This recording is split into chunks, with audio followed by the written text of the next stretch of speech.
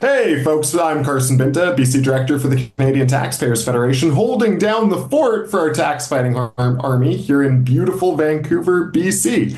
Now I'm joined by my very good friend and colleague, Gage Halbrecht. Gager, how are you doing tonight, sir? I'm doing pretty good, Carson. You know, we both just watched that debate about 2 hours long. There was a lot of stuff in it. So we thought it was a good idea to kind of hop on the horn here and talk about what the key points in there are for taxpayers. So people kind of know what's going on, what it looks like for tax relief and all that sort of stuff. Totally. For the folks at home, if you couldn't tell by the glasses Gage and I are both wearing, we are both huge nerds. So as soon as that debate wrapped up, I was on my phone calling Gager, asking to pick his brain, see what his thoughts were, comparing notes, and we figured while we're doing that, we may as well throw it on Zoom, hit record, so all the folks at home can see what our thoughts are too. Now, jumping right in here, Gage, jumping right into the deep end. Right from the get-go, the very first question that the moderator asked was on tariffs. So let's see what Mark Carney from the Liberal Party had to say about tariffs. The relationship that we've had with the United States, relationship over the course of almost the last 4 decades, which has been one of steady and increasing integration, has fundamentally changed because the president is looking to fundamentally restructure the trading system. So the starting point has to be one of strength. It has to show that we have control of our own economic destiny, has to have a clear plan here at home to build this economy, to diversify our trading partners with like-minded countries, and also has to have a position of strength in terms of our reaction to the U.S. unjustified tariffs. And that's why we have put in place counter tariffs that have maximum impact in the United States and minimum impact here at home. All right, so there's a few things we need to unpack there, Gage, right? So we know tariffs are one of the issues that folks are thinking about this election. Obviously, the situation with our biggest trade partner, our friends and neighbors down south, is something that are on people's minds. But look, if we really want to be competitive, if we really want to survive this trade war, then what we need to do is focus on making Canadian businesses more competitive. Now, the best way government can do that, the best way government can make businesses at home more competitive is by cutting taxes. I mean, that's a no-brainer, right? Government takes money from businesses. The best way they can make them more competitive is to leave some of that money in their pocket to begin with. What do you think, Gager? I think that's exactly right. And that's kind of the problem when it comes to the government on these things for millennia. They always say that they want to help businesses make them more competitive, but usually that results in some sort of bloated bureaucratic government program. But as you said, the easiest way to help businesses make more money and stay in business and keep the lights on is to stop taking so much money from them in the first place. Now, we've seen the government move a little bit on this, right, because of such pressure from taxpayers to set the consumer carbon tax rate to zero. But of course, businesses that employ a lot of Canadians are still being hammered with that industrial carbon tax. So it's kind of difficult to take seriously any government says they want to make Canadians more competitive when they're forcing businesses to pay that huge amount of industrial carbon tax. And then, of course, it makes everything more expensive. So if they actually do want to help businesses, the best way to do that is huge amounts of tax relief, and that starts with the industrial carbon tax. Right, and I just want to jump in here because there's a few really important things we need to remember about this industrial carbon tax. Now, your friends at the Canadian Taxpayers Federation just commissioned and released a poll from Leger, one of the country's most well-respected public opinion research firms.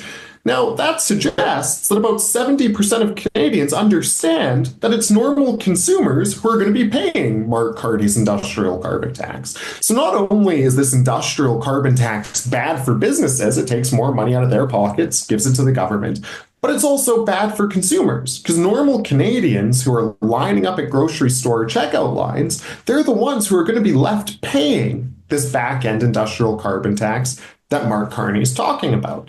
But the carbon tax isn't the only tax Canadians pay. You and I sure know that, Gage. What did you think of what Pierre Poilievre had to say about all the plethora of taxes we have to pay here in Canada? Right, exactly. So I think this is probably one of the most important parts of the debate. So a couple of minutes on later, we get to the affordability and the cost of living section of the debate. And the party leaders are talking about their plethora of promises that usually actually end up involving spending taxpayer money instead of giving them back That somehow makes life more affordable.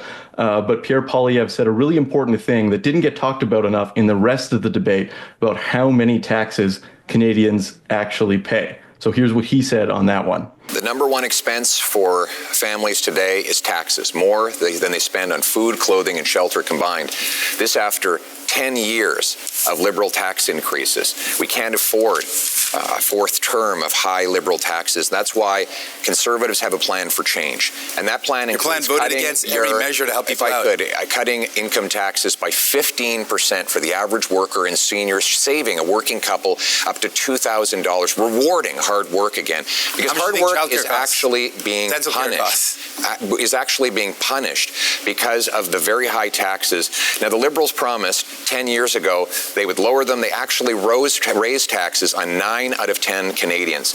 We need a change in this country because your hard work should once again pay off with a powerful paycheck that buys you an affordable home on a safe street, and that's what we will deliver.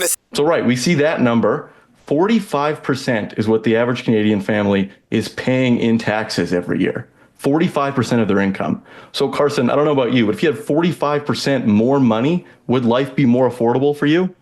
Of course it would. Look, government takes too much money from Canadians. 45%. Gage, that's more than most families spend on housing.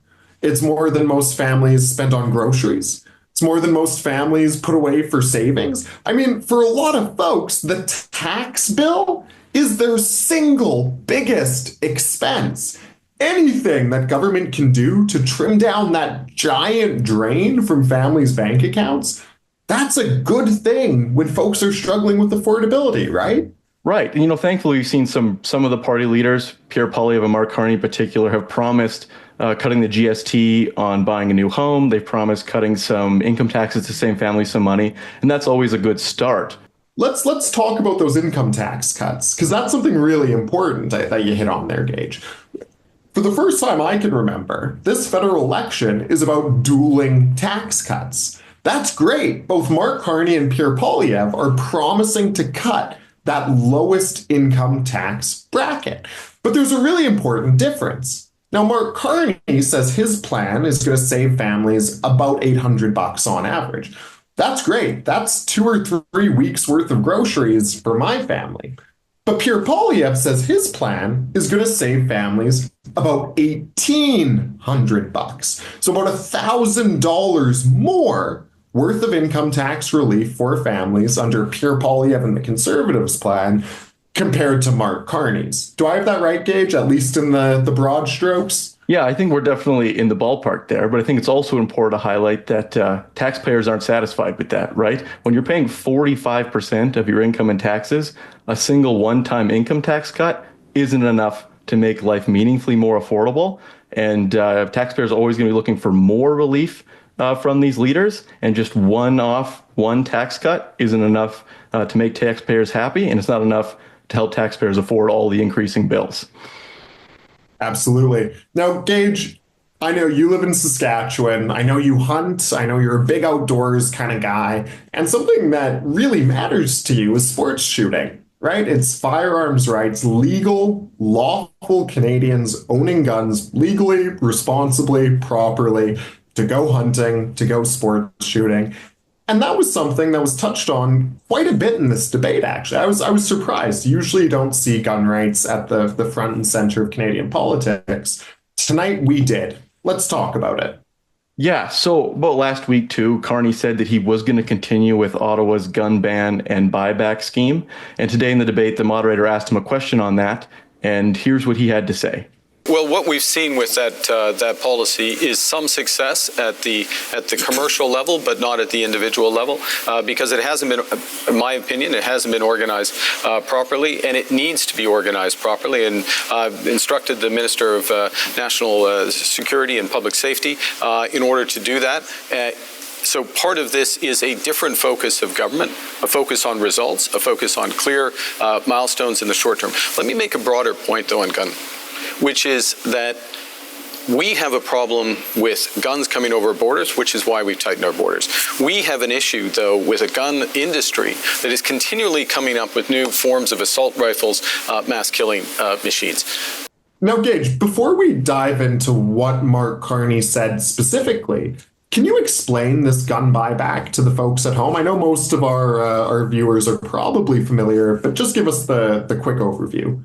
Yeah, so the crazy part is it's now almost 4 years old and not a single, almost 5 years old, and not a single gun has been taken back from individual taxpayers across the country. So back in 2020, then Prime Minister Justin Trudeau announced that about 1,500 different makes and models of firearms were going to be banned. So it means it's illegal to use them, and eventually they would be purchased for some sort of compensation from the federal government. But the government hasn't been able to get that program working so far. And that's kind of the funniest part about what Carney said in the debate, is where he kind of admitted that. He said, you know, it's not really working, but I'm going to be the one to reinvigorate this program, figure it out. I mean, I'm sure Carney's somewhat of a smart guy, but it's really difficult to make a program work that can't work. Right? There's no smartest guy in the room to figure this out, because it's something that is going to cost taxpayers a lot of money and not reduce crime. And it's not just me, guy from Saskatchewan, saying that. It's all the important people, like the cops and academics who study these things.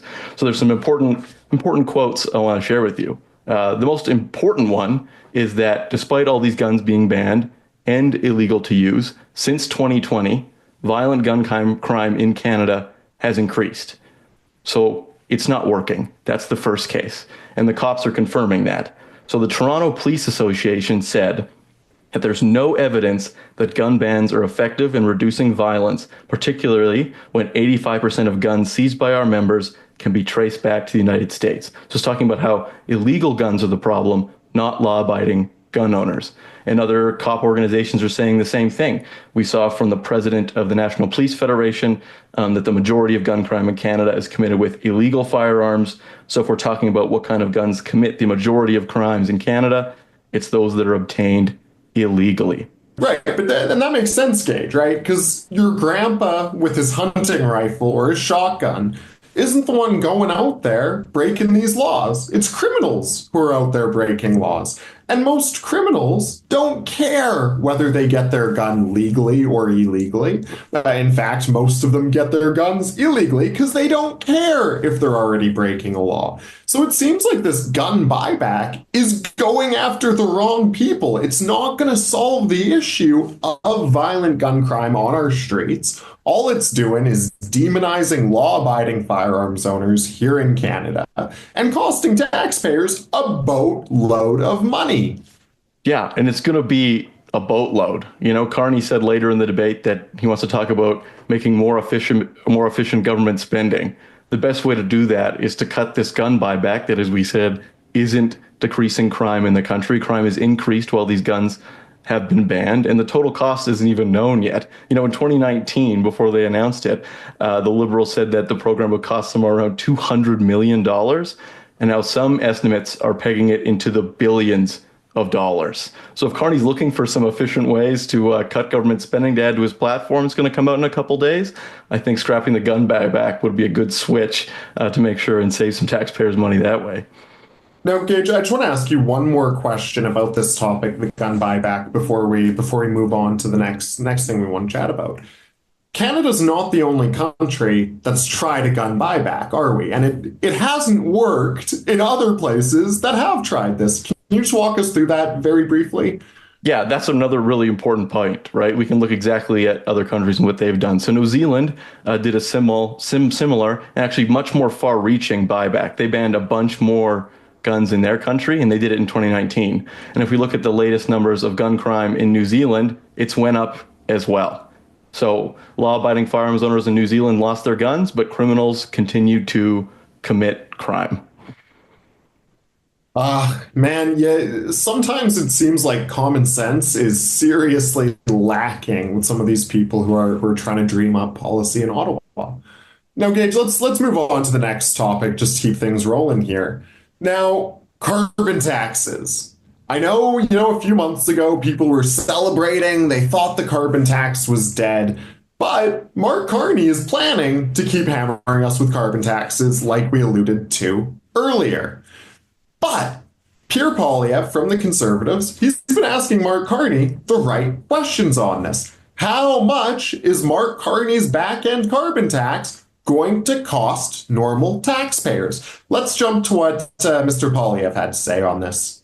How much will the industrial carbon tax add to the price of a car? Mr. Carney didn't answer my question. I asked how much would an industrial carbon tax on Canadian steel add to the price of a car? And he won't answer because he knows that it will be very expensive because there's lots of steel in cars. Now, well, Mr. Carney has temporarily But you know the answer? hidden the carbon tax. You're just throwing out thousands of dollars. Thousands of dollars. Making it up, though. You don't extra know. cost. I do know the answer to that question. He's wrong. When you add taxes to steel, you raise the price of everything that uses steel. When you add taxes to the price, when you add the carbon tax onto the price of, for example, fertilizer, you increase the price of food. So while Mr. Carney has temporarily hidden the Liberal carbon tax at the pumps while keeping the tax fully in law and planning to raise it after the election, he's also going after a tax on our industry that will ultimately be passed on to you.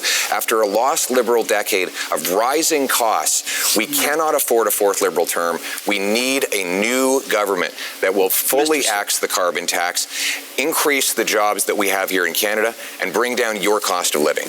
Okay, Gage, what did you think of Mr. Polyev's comments there? Well, I think the most important part is that he asked Carney the question that us at the Taxpayers Federation have been asking since he announced his plan. How much is your industrial carbon tax going to cost Canadians? Carney didn't give a clear answer in that debate, and he hasn't given a clear answer yet. And I think that's the most important thing. He keeps talking about how he's canceled the consumer carbon tax, but that doesn't mean anything if you're still going to hammer businesses. And like Polyev said there, keep all the ways that it can impact your costs at home as well. If Carney isn't going to tell Canadians a straight answer how much his carbon tax is going to cost, that's really difficult because obviously it's still going to cost us something. It's not going to be zero. Canadians need to know, and they didn't find that answer in this debate. Yeah, that's super frustrating because Mark Carney knows that his carbon tax is going to cost people money. He knows that Pierre Poilievre's right. When you raise the carbon tax on fertilizer plants, makes life more expensive for farmers, which makes the food on your grocery store shelves more expensive. You raise the carbon tax on a concrete plant, well, all of a sudden, building materials you need to build more homes get more expensive and housing gets more expensive. So this is going to cost taxpayers money. And like we said, that poll from our friends at Leger shows clearly that Canadians understand that.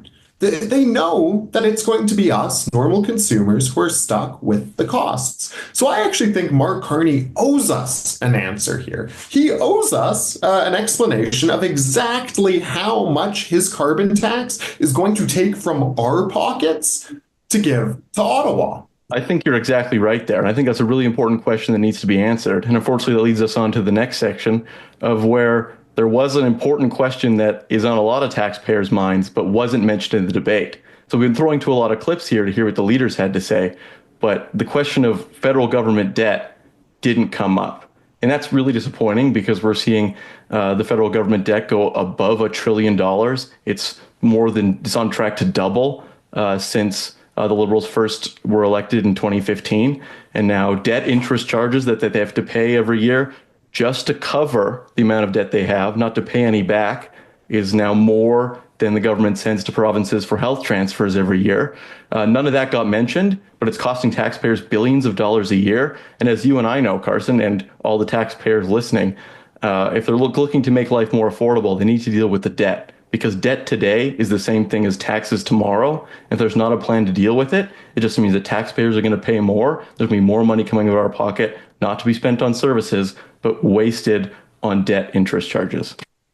So I was just on our online tool, debtclock.ca, to see where our federal debt is right now.